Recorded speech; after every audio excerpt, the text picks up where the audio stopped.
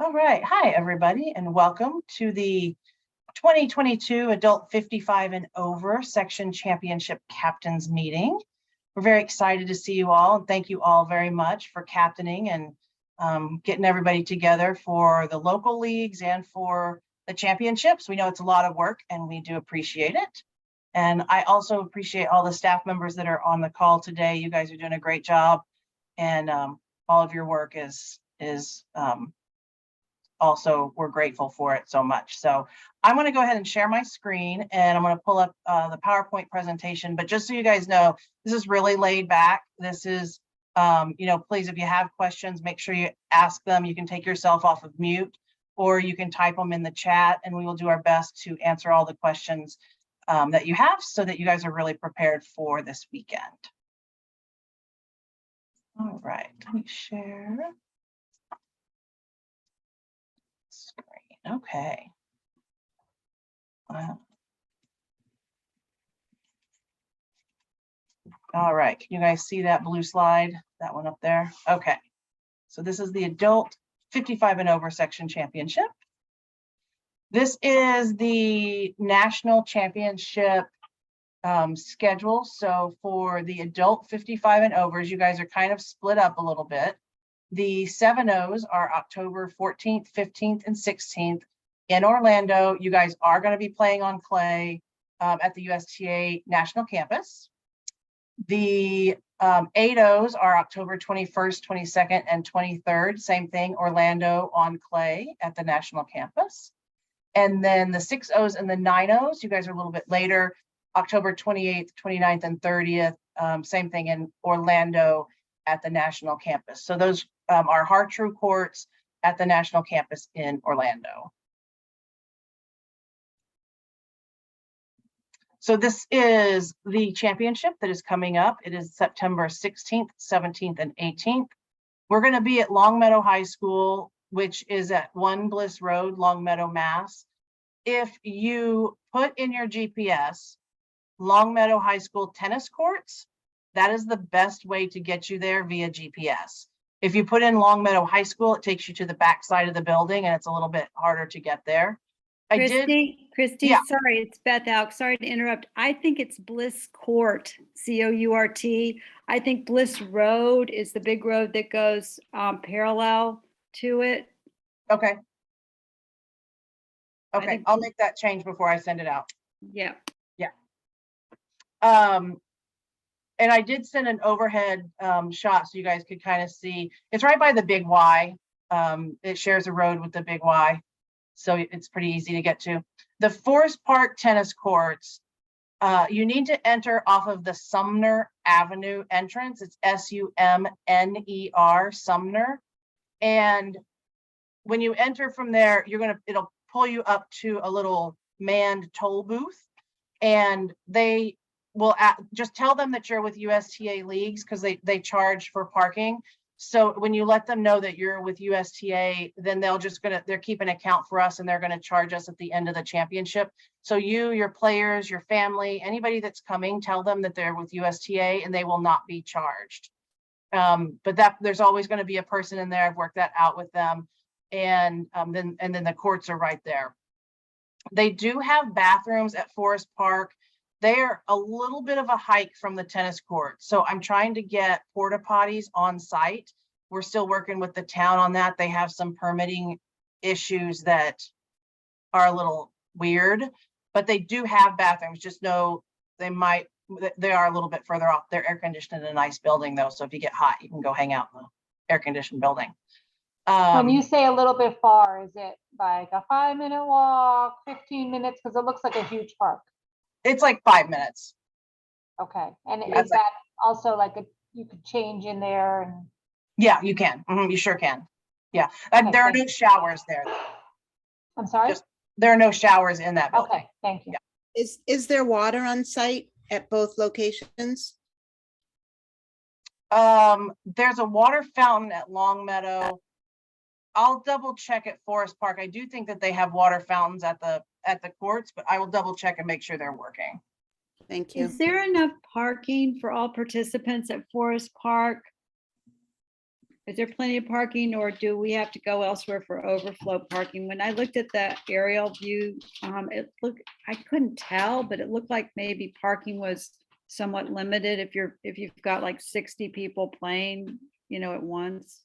So in that one parking space, I think there are between 40 and 50 parking spaces, but where the bathrooms are, which is just, you kind of just make a quick right and a quick left, there's an extra parking lot right there.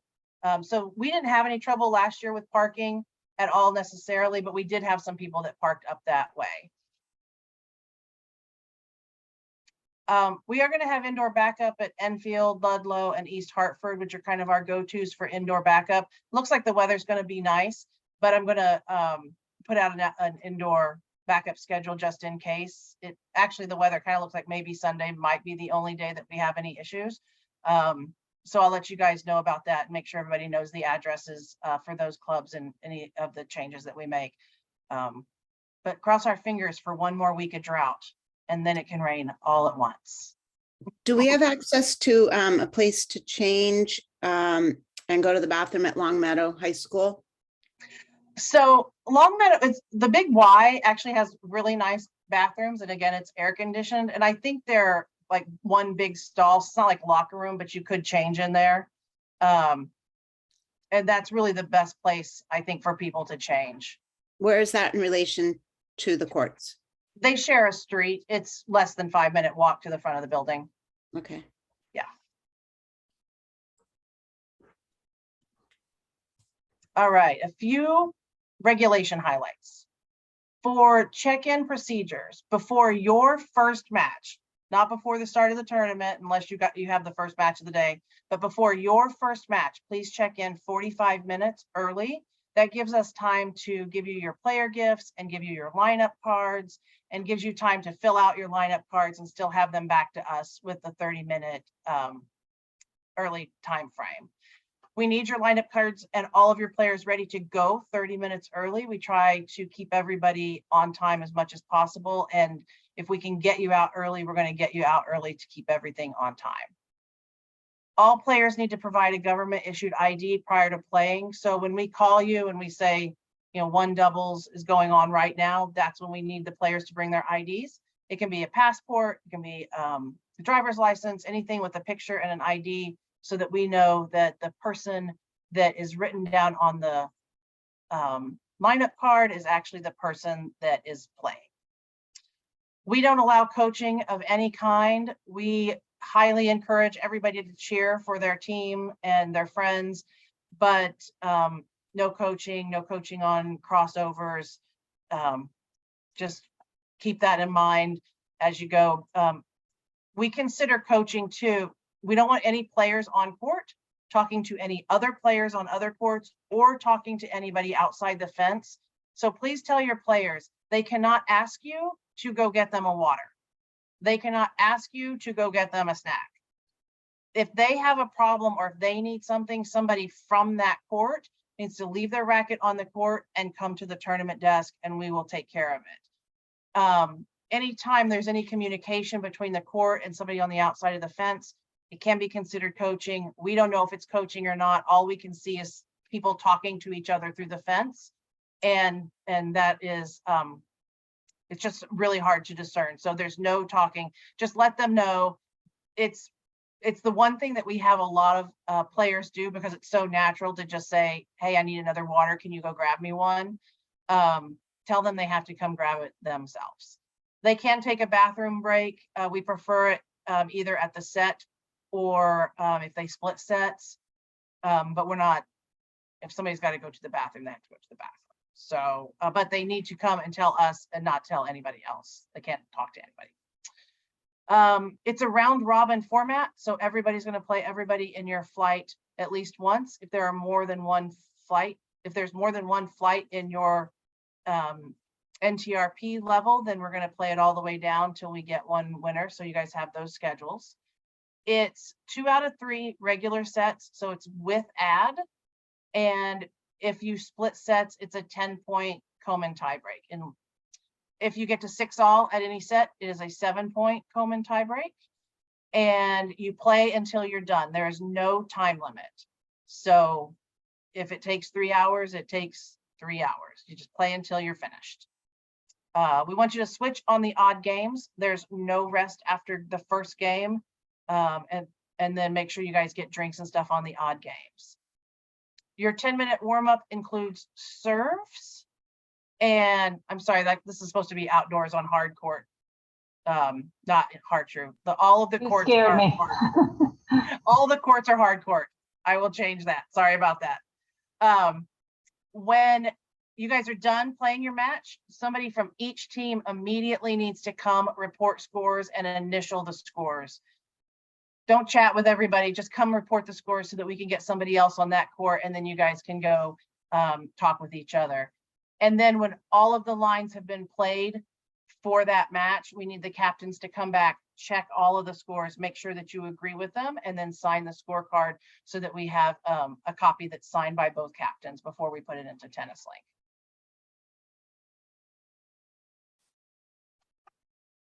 All right, so we're playing outdoors, and I wanted to go over a little bit of outdoor etiquette with lets.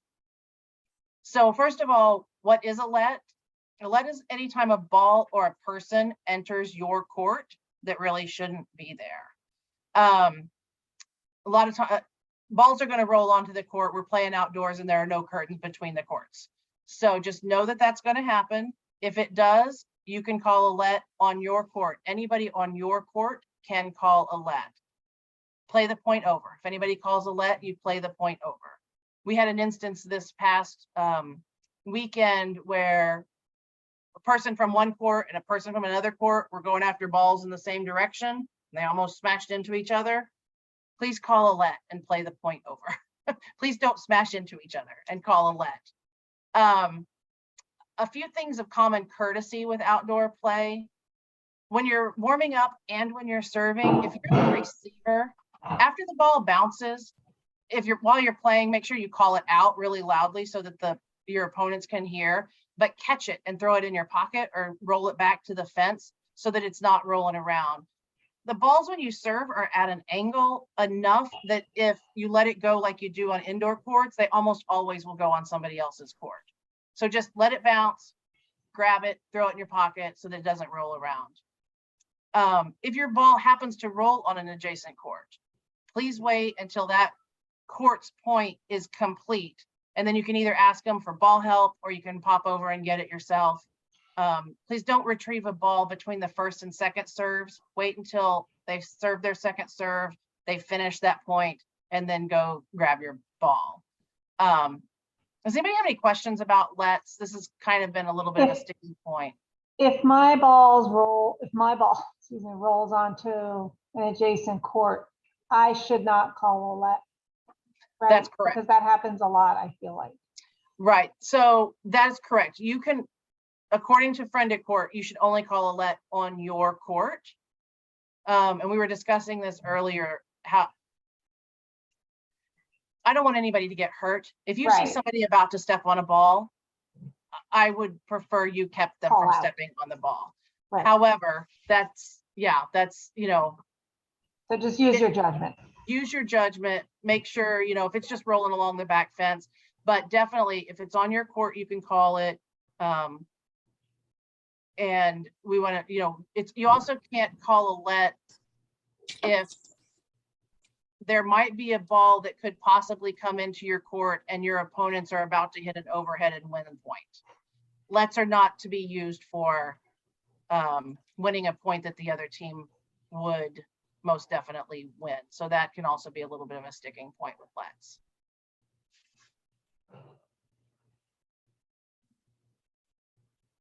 All right, I think you guys all know this is a no default championship. So right now everybody seems good, everybody seems excited.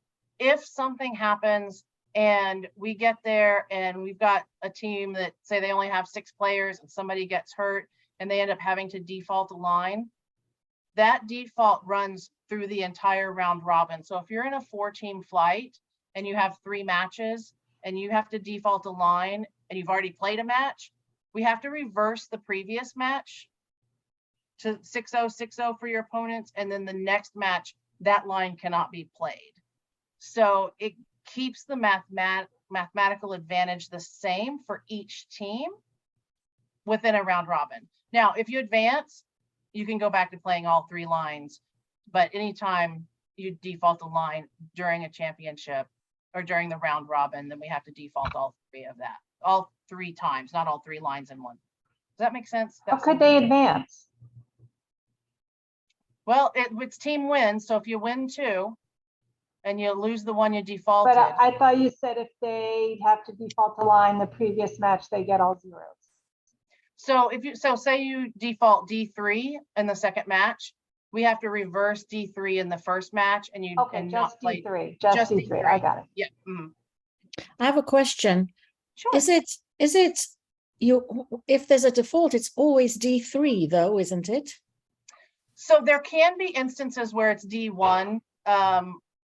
We had an instance, if there happens to be an ineligible player or if something happens, it can be, but we default from the bottom up. Yes. Rarely is it any other, but we'll let you know. What we do is we call the other teams, whoever you're going to play or whoever they're playing next, and let them know what the situation is so that they can adjust their lineup accordingly. Thank you. All right. So a little bit about medical timeouts. Again, this is such a gray area that I wanted to put in here what the regulations and what friend at court says. So with a medical timeout, if anybody has a medical problem, tell your team it is an asset to them to be able to take a medical timeout. But it is 3 minutes from the time that treatment starts. So if, say, somebody rolls their ankle and they need ice, and somebody from your court needs to come to the desk, ask us for ice, they get 3 minutes from the time the ice is applied to their ankle. The 3 minutes doesn't start when you leave the court to come talk to us. With medical timeouts, if somebody, you can only have a medical timeout for the same thing one time. So say you have a cramp in your left leg and you take a medical timeout. Later on, if you have a cramp in your right leg, you cannot take a medical timeout because you've already had a medical timeout for cramps. But if you were to roll your ankle, that is a different injury. You can take a medical timeout. Bleeding timeouts are a little bit different because we have to clean up the courts and we have some protocols with the parks that they want us to use in order to dispose of contaminated items. So typically that takes a little bit longer. We might need a little bit longer for bleeding timeouts. We don't have any of those.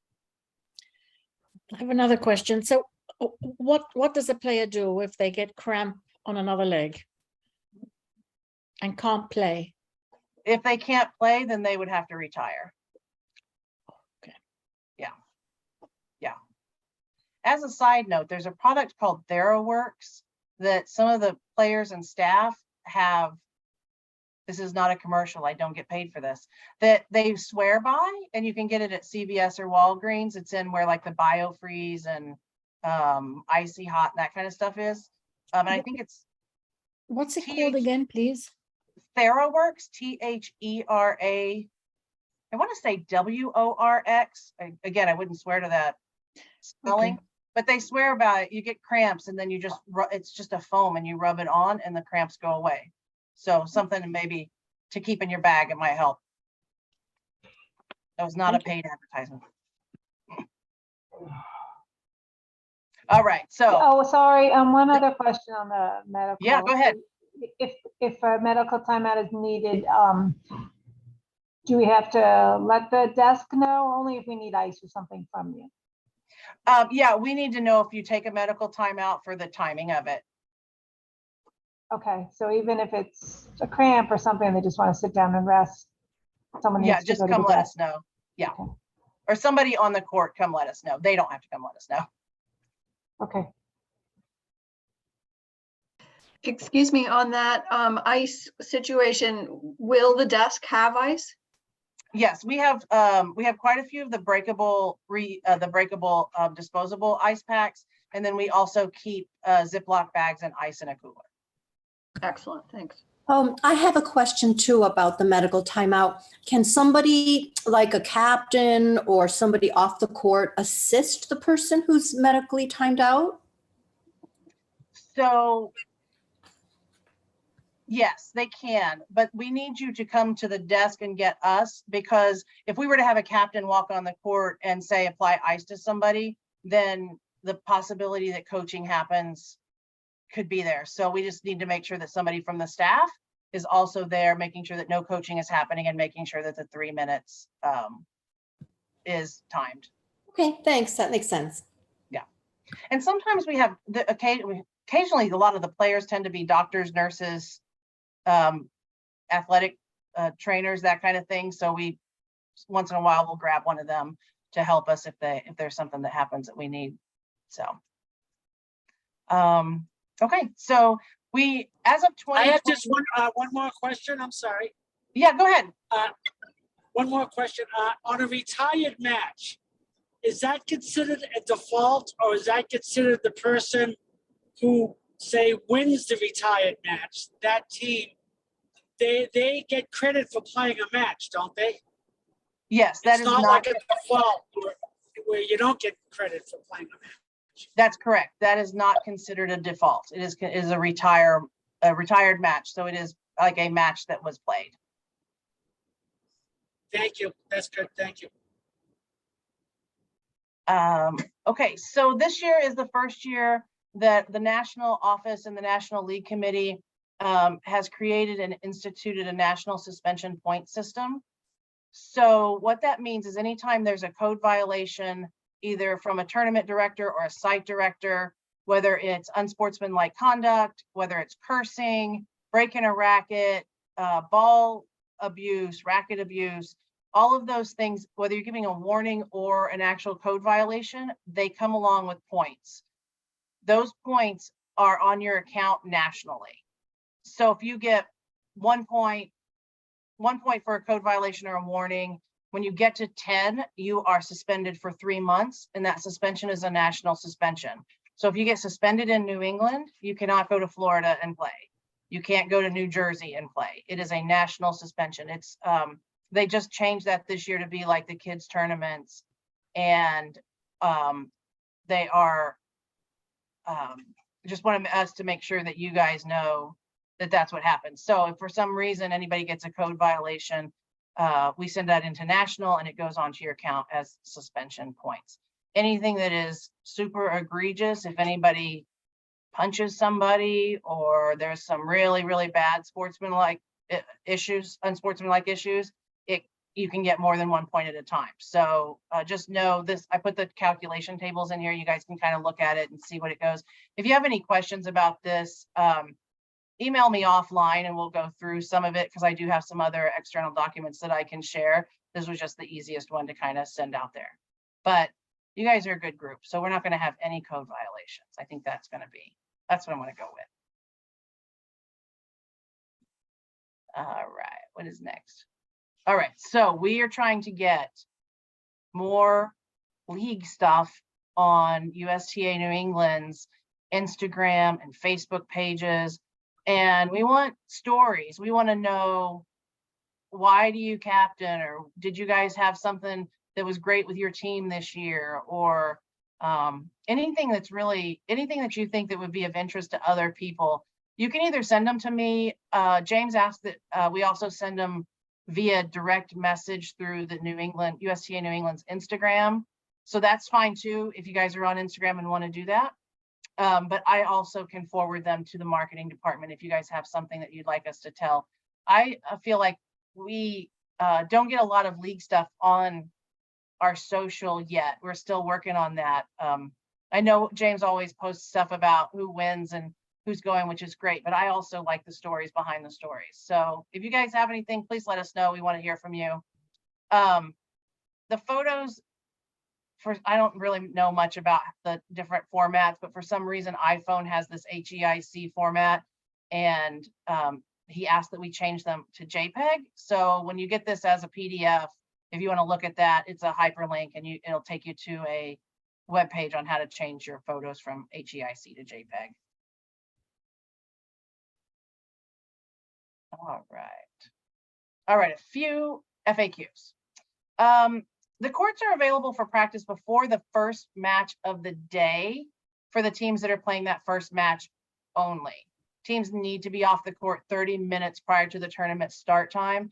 We only do this outdoors, partially because if the first match of the day is at 8 o'clock and you want to show up at the courts at 5:30, we're not going to be there. So, but at 30 minutes prior to the start time, we need to start thinking about sending matches out. So we need everybody off. There are no other practice times during the day. Our schedule is packed from dawn to dusk, almost all 3 days. So there won't be any other practice times. There are some other courts. I couldn't really tell you where, but you could Google and Google Earth some of them if you want some other park courts.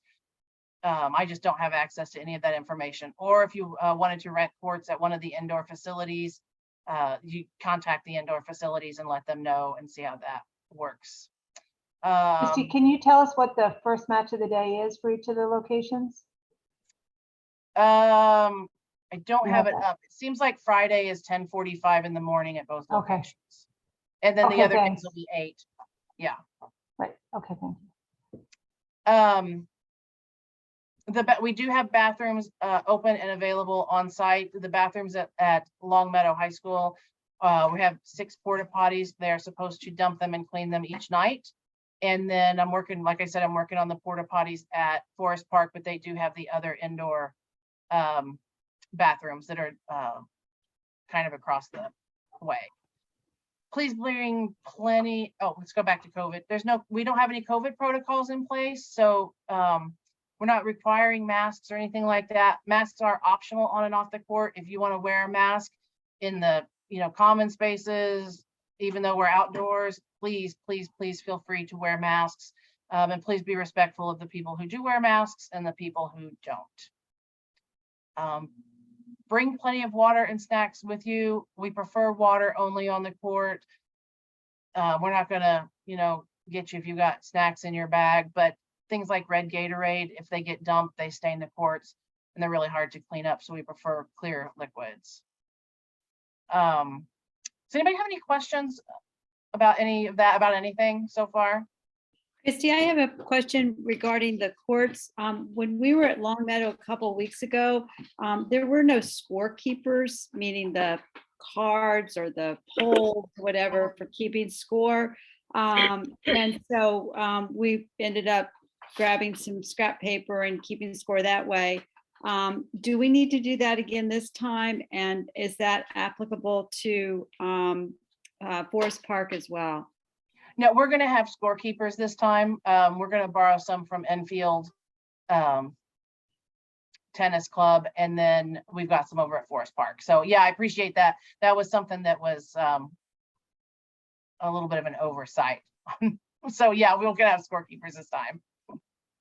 I have a question going back to the lets. Yeah. If your first serve is long and you're ready to do your second serve and the ball comes over from the next court and it's a let, do you get the first serve again? So typically no, because if you're in between a first and a second serve and the ball rolls over and all it takes is you just kind of grab it and throw it in your pocket or kick it to the back fence, and it just doesn't take any time to do that, then the time that it takes to do that doesn't garner taking a first serve. But Now, if it rolls from another court, I think she's saying. yeah, even if it rolls from another court and you grab it, if it doesn't take any time, you don't take a first serve. Now, if for some reason it's really, if it takes time to catch it or grab it, you can. That's when you kind of got to use your judgment on and just be courteous to each other, because you'll know if a ball rolls onto your court and if it flies onto your court or if it comes back and it takes a while to catch it for whatever reason. If the service motion is really messed up between the first and the second one, I would let them take a first serve. But if it's just a matter of like grabbing it and kicking it to the net or the back fence and it takes 2 seconds, you don't really need to take a first serve. Okay. Again, these things are all kind of gray area because they're really etiquette more than regulations. Mhm. So it's a lot of it is a judgment call. I do have a question. If there's a bit of a disagreement on a court, just does one player from each of the teams come to the desk, and there's going to be enough people so that someone can come to the court? Yes, so typically just one person needs to come to the desk, leave the racket on the court and come, because you come to the desk and get one of us and we're going to go straight to the court. We're not going to have a conversation with that person about what happened and then go to the court. We're going to go, you're just going to come up to the desk and say, we need assistance on court 5, and we're going to walk over there with you. If you have a disagreement and it takes more than 30 or 45 seconds to figure out what's going on among the 4 of you, then please come to the desk. That's why we're there. We want to be useful and helpful to you so that things are adjudicated properly.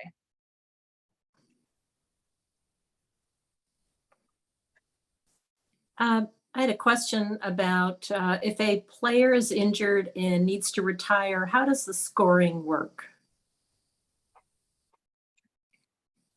I am going to let Pete answer that one because I'm going to bungle the answer if I try.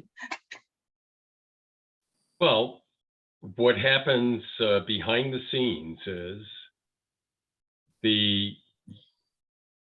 team that wins,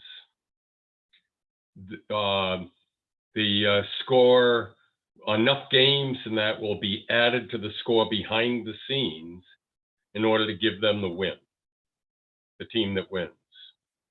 As far as NTRP goes, the matches are not used for NTRP purposes until at least 7 games have been played and completed.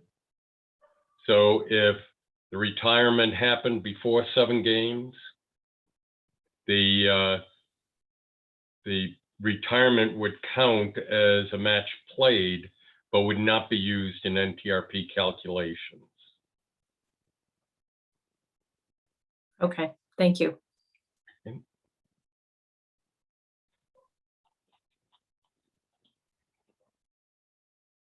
So for those of you that are going to be at Long Meadow on Saturday, we are going to have a company called Game Set Match come out. She sells women's tennis clothing, and she came out a couple of weeks ago to the adult 18s, and it was really great to have her out there. So she'll be set up at Long Meadow on Saturday from about 10 to 2. I'll send out a little bit later a flyer with all of her information on it. So if you need some new tennis skirts or shirts, she'll be out there, and we'll be glad to help you. She carries Nike, Adidas, all the major brands. She had some really cute stuff. I think she's got some fall stuff out, and 10% of the proceeds from what she makes on the weekend go back to our New England Tennis and Education Foundation. So look for her on Saturday if you guys are out there. All right. So when I send this to you guys as a PDF, these are hyperlinks to the captain's Facebook page and the championship Facebook page. So I try to post things on that as much as possible. The important documents and regulations, that's the show pad link that I've sent earlier. That has the schedules, it has regulations, it has Friend at Court national regulations, it has the overhead shots of Forest Park and Long Meadow. I think it's got the page that has the location addresses on it. So you guys have that. If you want to buy t-shirts or long sleeve shirts that say USTA New England or USTA League, we have an online store, so you can click on that link. It'll take you there. They have shirts that do say section championships, but they have a ton of other things. They have drinkware and bags and anything that you can think of that you can buy that say USTA New England. And 10% of those proceeds also go to the New England Tennis and Education Foundation, which goes to support our kids programs in some of our lower income areas. And I put a link to that as well. So you guys, if you would like to see what the Tennis and Education Foundation does, you can read about it on their webpage. I have a question. Somebody else. I have a question. In the past, we've gotten shirts, but we didn't get a form to fill out for the sizes. So does that mean that we won't be getting shirts?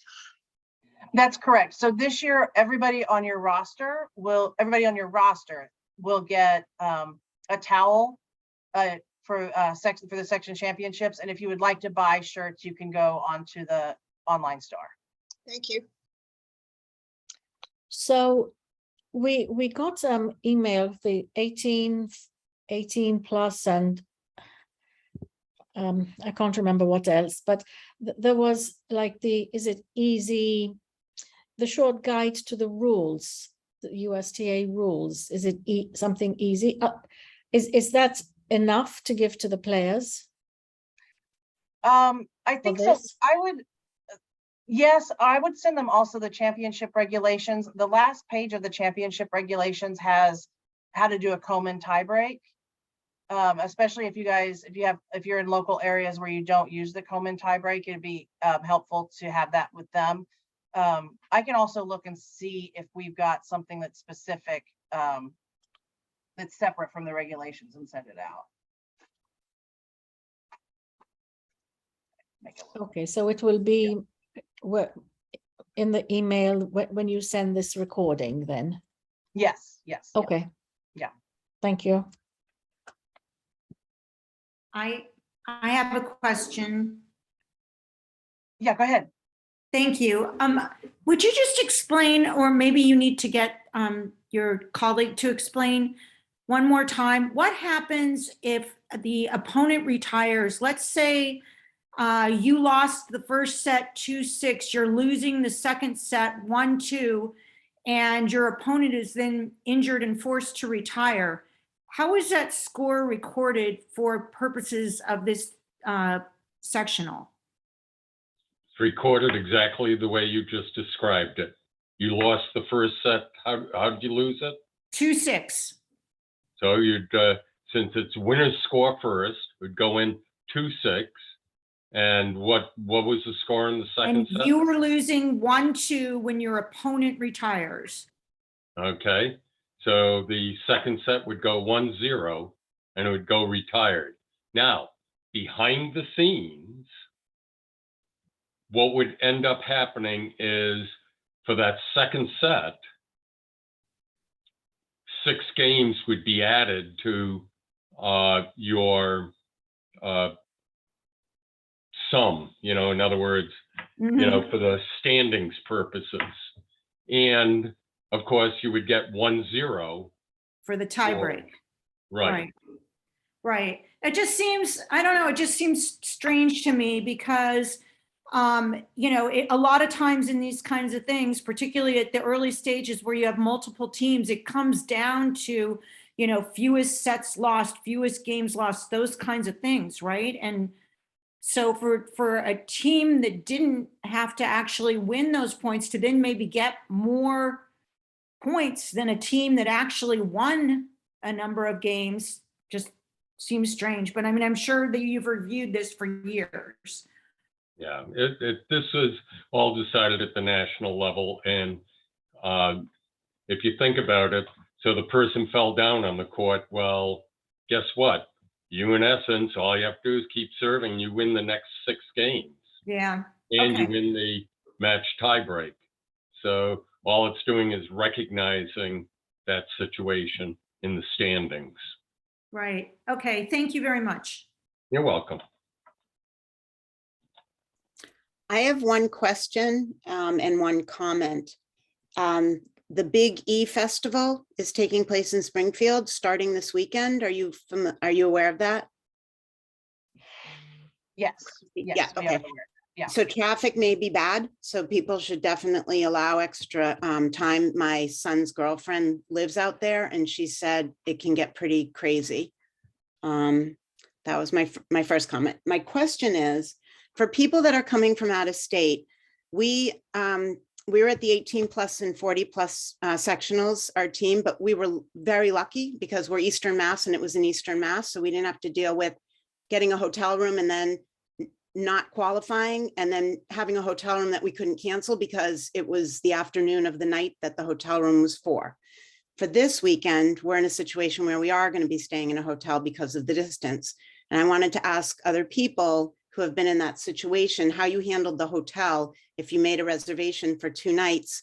But here, if we're done Saturday morning or Saturday midday and don't proceed, we still have a reservation for that night that we might not be able to cancel. It's curious how Don't book people handle. Saturday. Pardon? We do it, we're in Connecticut, so that's what we face all the time, having, districts and sectionals in Massachusetts. We book the first night, or if we need it, depending on match times. The second night, if we're unsure, we don't book it, and then we scramble to get something that night, that day, if we need it. Okay, that's what I was wondering. And I was wondering also with the Big E there, how hard it will be to get a hotel room, because I know that they were having trouble getting blocks. Probably pretty hard. But I- there's Hartford, there's Enfield, there are some towns not too far, which might be easier. So you recommend doing that, not having a hotel room for Saturday and then try to find one? I wouldn't, because there's no way they'll let you cancel it if you don't move on.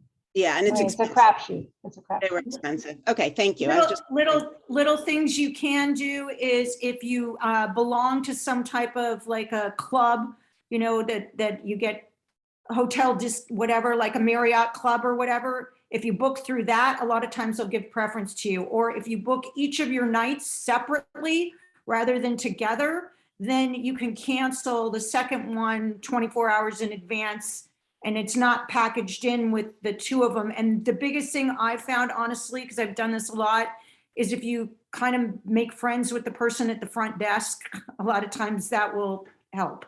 Okay, The problem here is Saturday night, you really won't know until Saturday, probably late in the day.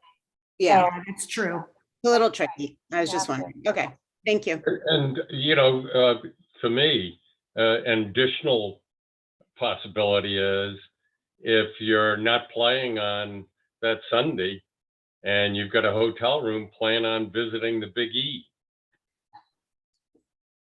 Yeah. We'll have no money left after I was this. gonna Yeah. say. The hotels are expensive. We paid a lot. And some of, not Very everyone expensive. hotel rooms where there were blocks. And so some of my teammates have pretty expensive hotel rooms. So I'm just trying to give them as much information as I can. Okay, Just one thought I have, if there are people there who haven't reserved that Saturday night, I wonder if there's a way to sort of, someone who doesn't need their hotel room Saturday night somehow to give it to someone who does need it and yeah. money, I don't know. Yeah, because we have Friday and Saturday just because that's what we booked, but I don't know if we're gonna need Saturday. So that's a good point. I think a lot of people will be canceling if they made them because only a few teams are gonna need them. I think the Big E is the wrench here, because usually, to your point, a lot of people who do originally book Saturday, if they don't move on, don't need their room, and so they cancel. And there do end up being hotel rooms available, so. If you guys want to use the championship Facebook page for those kind of communications, if you find that you're gonna cancel your hotel room or you need one, feel free to communicate with each other through that championship Facebook page. Okay. It's even a little worse. I mean, Christy, I know you've heard it all from the Connecticut group and how tired we are of spending $3,000 each for our teams to be traveling up to these areas. But it's even a double whammy with Big E because there are no double rooms available. So my team, we have all single rooms, kings, no ability to, and there is definitely going to be a scramble. I was calling today and they pretty much said, there's nothing you can do. So check every can't day, even because get I double have looked at rooms. I had Because looked of and they Big were E. fully booked. And then today I did find some with 2 queens. I mean, it's very expensive. They're about $400 a night. So Yeah, well, the Kings check are every over day. 300, so Yeah. you're still doing it, but it's definitely really an issue worse than I've ever seen it this year. And then to have everybody have to book a single at over $300 it's a lot to ask people for 2 nights. So you've heard it, Christy. Yeah, I don't think we want to be where the Big E is again. What is the Big E? It's an a huge- agricultural fair. Yeah, it's like a world fair. It's huge. Oh, wow. Yeah, it's a big attraction and it's definitely causing the price. That's why the hotels are so expensive and all booked. No wonder. If it helps, I mean, I booked it some time ago, but I ventured out about 15 minutes away. And I don't know if the Comfort Inn still has any rooms, but that's what we did. Yeah. And they can't, I mean, our match on Saturday is at 11:30, so we're going to have to stay for the second night unless we want to throw our money away, which I know 100% of us don't. So that's a scoop. Just to take a note, we talked to the residents in, my co-captain did, and they said they couldn't hold the room, past 3 or 4. So, you might have a chance if for any reason you have to leave prior to that, the hotels might be reasonable and let you do that. But, this is business too, and they can't hold a room up till 5 or 6 in case we don't use it. So it's sort of like a balance. Just a note.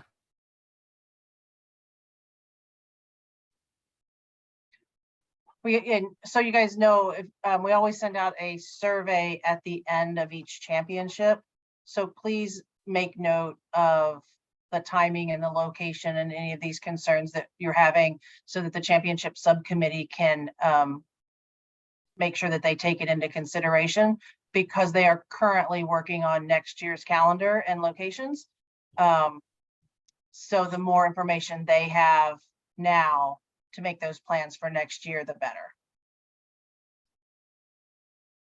And I think just want to stress the traffic can be horrible. So it would be horrible to not be there on time and have to default because of that. So everyone should really build in extra time. We're not used to playing outdoors. Are there any tents by any chance will be set up for some shade, or is there shade? So Forest Park has a lot, it has a lot of trees. So we have a tent that's set up for the staff, just one. You're more than welcome to bring a tent or bring whatever you'd like. You just need to break it down. And then Longmeadow has a few, it doesn't have as many trees. It does have kind of a shady area on one side and then a couple of trees on the far end of the courts.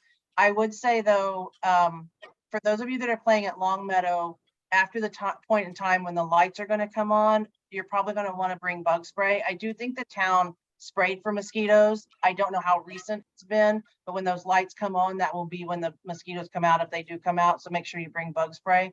But both locations, you're more than welcome to bring any kind of a tent or umbrella or chair situation that you would like to bring so that you guys are comfortable. I have a quick question for Forest Park. You said they're not lit, right? That's correct. So we have a match, we have a 4 o'clock match. What if it goes beyond dusk into sunset? What do you do? So we'll do one of two things depending on the situation. If for some reason it gets delayed because of rain and you end up starting late, we might move it over to Longmeadow. It's about 10 minutes, they're about 10 minutes apart. I know that traffic might be a situation, so if we were to move it, we would definitely give you guys time to drive. We're not going to do anything with that. If it just is running really long, we would, at the point where we stopped it, we would just make note of where everybody was, and it would be the very first match of the next day on those courts. Even Now, if we have another match that morning, the next morning? Yes, but you would get 30 minutes between matches. Okay. And the way we scheduled out at Forest Park also, they have 15 courts because the city wants us to leave 3 courts for the town, for people to use that are from the town. So we scheduled out 12. And our site director is really familiar with Forest Park. A lot of you guys, I'm sure, know him. It's Edsel Ford. And if those courts, we start running behind and those extra 3 courts are not used, we put matches out on those extra courts to keep things running on time. So we have a few things built in to make sure that we're not running late, if at all possible. Are there bleachers at either location? It seems like there are bleachers at Forest Park and on the back side of Long Meadow. Does anybody else that's been out there remember? I don't quite remember. The bleachers at Long Meadow face the other field. They face the tennis courts back up to, I think it's a football field. So the bleachers are facing into the football field. I think most everybody was bringing camp chairs or beach chairs to sit on. And basically you can sit on 2 ends of the courts and then a side, but the side that is contiguous with the football field is not very usable space. Get So double. but I think the net is you need to bring a camp or beach chair to be on the safe side because there really isn't any seating there. I can call you after if you want, I'll tell you about. Christy, can I ask you a question about the first match and the timing? Yeah. So if you're the first match of the day at 8 o'clock, does the captain still have to be there 45 minutes in advance? If that is their first match, yes. But if they played on Friday and their first match is on Saturday, then they just need to be there half an hour early. Okay. Yeah, that extra 15-minute buffer before your first match of the day just gives us time to give you your lineup cards and your, and your player gifts, and gives you a little bit of a buffer time to fill out your lineup cards and get it back to us. Perfect. Thank you. All right. Does anybody have anything else? Can I ask a question about eligibility for people going to nationals? For those lucky enough to make nationals, I believe the rule is if you're a self-rated player, you have to play 4 matches and defaults do not count. And if you're a computer rated player, you only have to play 3 matches, but defaults do count. Is that correct? 1 default counts for the computer player, just 1. But yeah, Just 1. just 1. Yep. But you're right about the self-rated players. 4 matches have to be played, and it can be locally or section championship or a combination of both. It also includes appealed players. So A-rated players, 4 matches. Okay, great. Thank you, Peter. And the first, and I know it's in there, I read this, but I thought I read it 2 different ways. The first tiebreaker, when you're in a 5-team flight, when you play, each team plays each team once. What is the first tiebreaker? Is it like team wins or is it individual wins? Team wins, followed by individual wins, then head to head, and then fewest sets lost, fewest games lost. Okay, so team wins is first. Is it different with 40 plus, 18 plus compared to the 55 plus, or is it the same with all? They're always the same, Lenny. In the 40 and over, there is the complication of how do you determine a team win. In 55 and over, it's very clear. Oh, thank you very much. Hey, we had 55 last time. It's not the same system. 40 plus.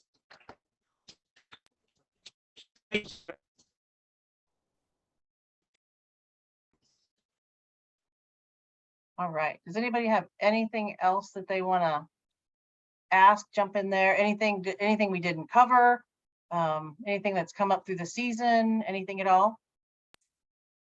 No, but thank you, because I know how many I've done and you've done like 10 times more than me and you must be exhausted. Every weekend's a lot. So thank you. Oh, Thank- yes. Where are you going to be? You going to be out there? Yes, yes. I'm going to Which- be bopping between the two, I think. Okay. Going to be a few long days, so we're going to try to make sure all the staff gets plenty of breaks. We had to Yep. schedule it a little bit later than I like to schedule typically, so. Yeah. Well, and Which is thank good. It means that we have a whole lot more 55 and over teams than we had last year, which is great. I want to say thank you for pushing this out and not having it in July, Mhm. because July was really difficult. So this is a little easier, I think.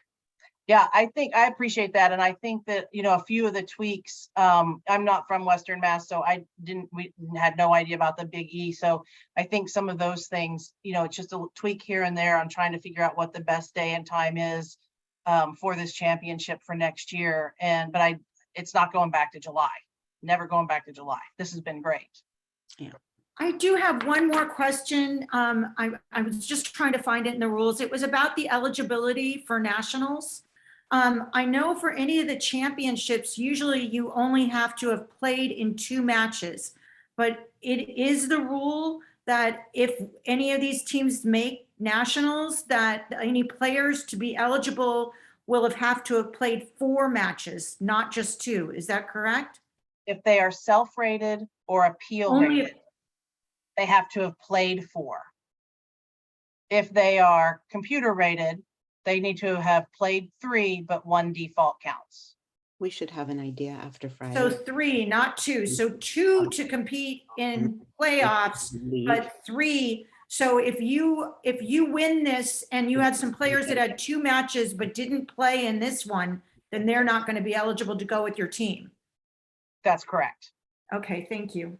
But as a clarification, if they played 3 matches, if they're computer rated and they played 3 matches locally, they don't have to play in the section championship to advance to nationals. They just have to meet those minimum requirements locally. So if you do have players that aren't able to make this coming weekend and you still go to nationals, then they can still go. Thank you. How soon will you be sending out the revised deck? Probably in the morning. It takes the computer a little bit of time to download the video through Zoom, and then I make it a YouTube video and then I send it all out. So usually in the morning before 11, I try to get it out. And Okay, I'll and you're, post it on the Facebook pages as well. and you're going to make, that there were a couple of revisions that needed to be included. Yeah, Yeah, I made a couple little notes. Yep, I sure will. great, thanks. All right, I'm going to stop the recording.